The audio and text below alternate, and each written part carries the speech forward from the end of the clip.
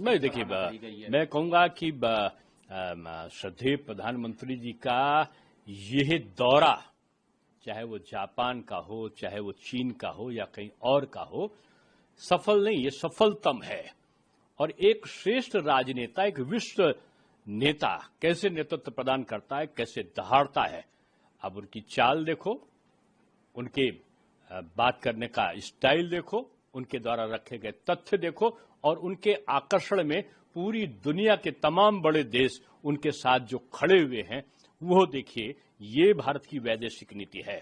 और भारत की इस वैदेशिक नीति का जो बड़ी शक्तियां विरोध कर रही थी, उनको समझ में आ गया होगा कि अब वो भारत 2014 के पहले वाला नहीं है, जिसको डराओ, धमकाओ, जबरदस्ती काम कराओ। अब ये डराता है नहीं, और न डरता है, न दबाता है, न दबता है, न किसी को छेड़ता है और न किसी को छेड़ने देता है। ये मोदी का युवा भारत है। इसलिए अब अमेरिका को भी चाहिए अपनी बात को वो पुनर्विचार करें और स्थितियों को देखें। दुनिया के अन्य देशों की जो विचारधारा है उसको समझने का काम करना चाहिए।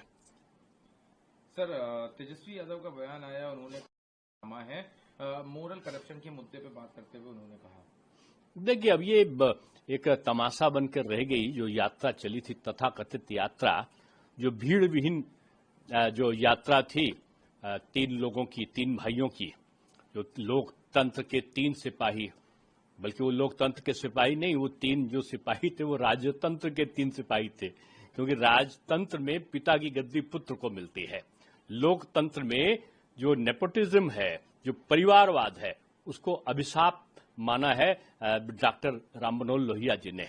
तो ये अगर कहा जाए तो लोकतंत्र के लिए अभिशाप जोड़ी थी ये, जो तीनों मिलके वहां पर तमाशा, जो यात्रा का तमाशा हुआ है।